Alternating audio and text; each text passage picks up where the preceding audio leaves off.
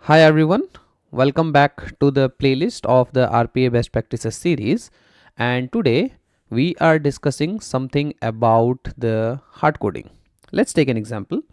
For example, I am writing an automation where I have to read something from an Excel. So usually I go and take an Excel application scope, will pass the path of the Excel where we have to read the data. Next, let's say I have to read the data from some sheet. So I go and I take a read range and then we read the data. Okay, that is one scenario. Consider one more automation where you have to go and you just have to log into a website, right? So what we usually do, we take an activity called open browser, we drag and drop it here, we provide the URL something like let's say gmail.com. Okay, and then to log into the browser I have to provide the credentials. So we usually use an activity called get credentials, right? In the get credential we provide the name of the asset, right? What is the asset name?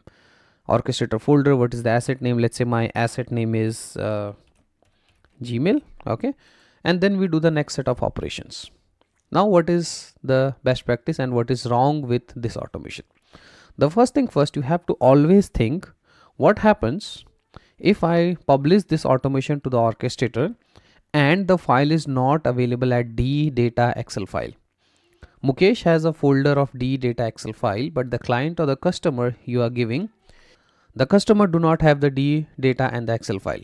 What would happen? The automation will break and always you have a rework of changing all these bits. The second thing what might happen, the location is available but the sheet name is different. Okay, same thing goes for the open browser. Today the URL is gmail.com. Tomorrow let's say the URL changes something like this, gmail.com/login, right? You do not want to rework on your automation again and again.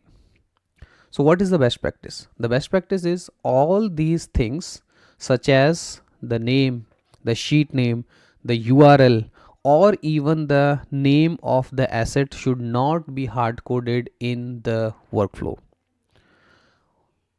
Now the question arises, if I don't hard code it, where should I put these files?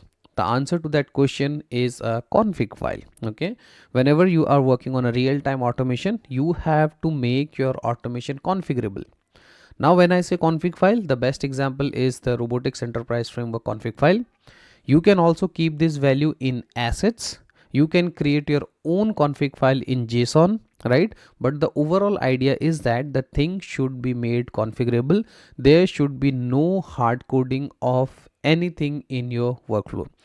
You have to think it just like this, that let's say I am writing this automation. What happens in future? This sheet name changes, right? Then you would have to change the complete automation. But if you put the things in a config file, you would actually be able to accommodate the change by just changing the configuration file.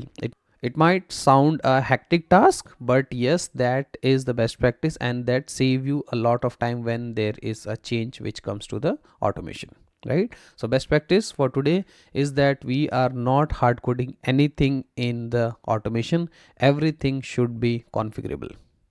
When we talk about the configuration file, it is not always necessary that you need to have a project in RE framework.